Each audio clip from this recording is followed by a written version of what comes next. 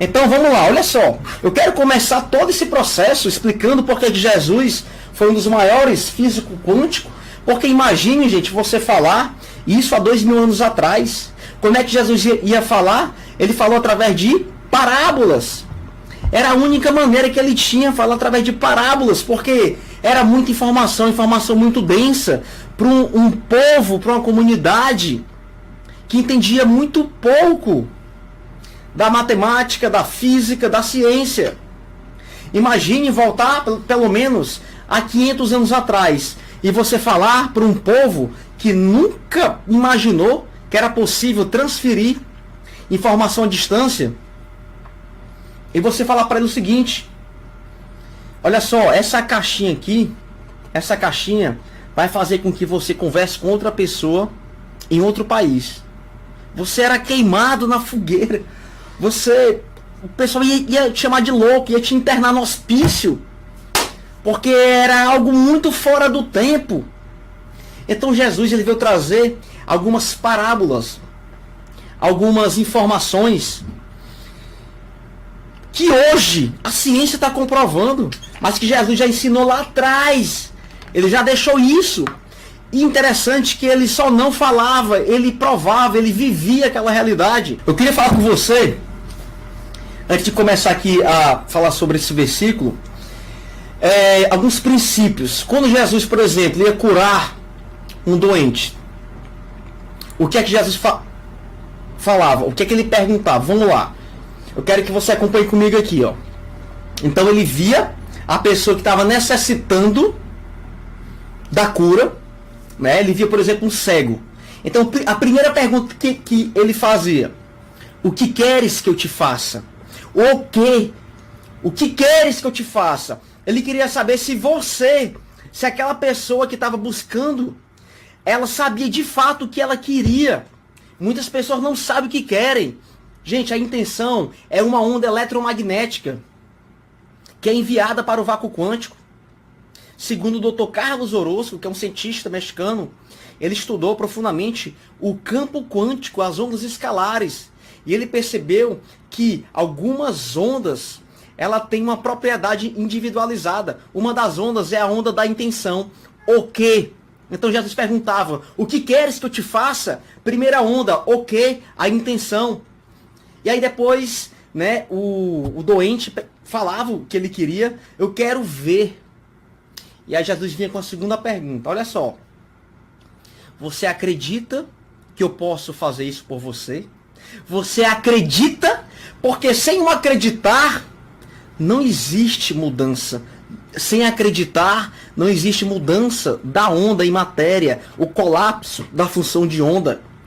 Lembra do experimento da dupla fenda? O elétron vem, né?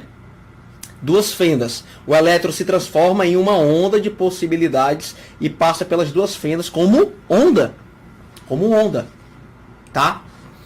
E, interessante, quando você coloca um observador, quando você coloca um detector, um equipamento que faz a função de observação, o elétron, que tinha se transformado em uma onda, passa a ser agora uma possibilidade. Ok? Uma possibilidade.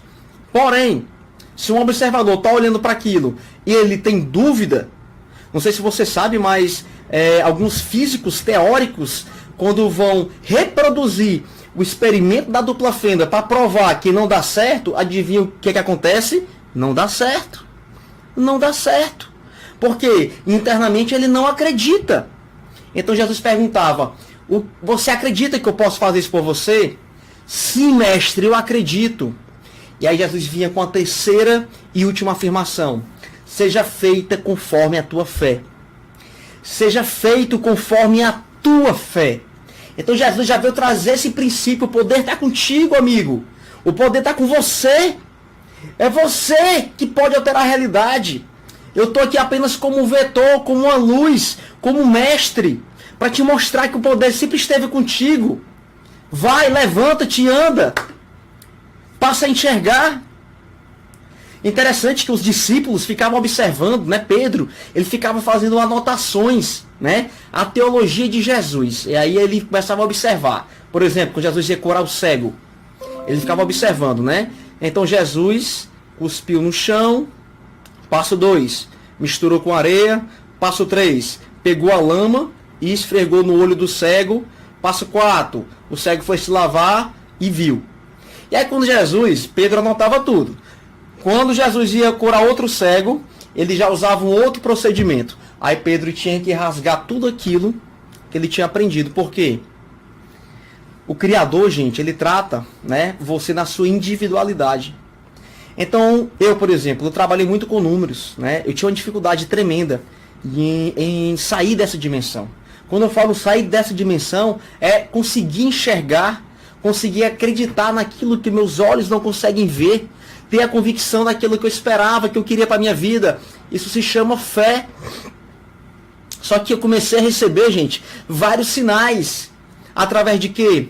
De números, de livros. Era impressionante. Eu fazia a prova do universo, né? Eu fazia a prova da matriz divina. E aí eu começava a fazer essa prova. Depois que eu fui saber que na própria Bíblia, né, Jesus, ele fala num trecho lá, né, que nós temos que fazer prova, né? Porque ele sabe da nossa natureza de São Tomé, né? Que eu preciso ver para crer. E todos os experimentos da física quântica mostraram o quê? Que você primeiro precisa acreditar. E aí vamos aqui, gente, para o versículo, olha só. Lá em Mateus, olha só o que é que Jesus falou. E tudo que pedires na oração, ou seja, com a mente positivamente em ação, crendo que já recebeu, ou seja, a convicção que aquilo é real, o recebereis. Gente, esse é um dos trechos mais profundos, uma das mensagens mais profundas de Jesus, que fala sobre a física quântica. Uma mensagem puramente quântica.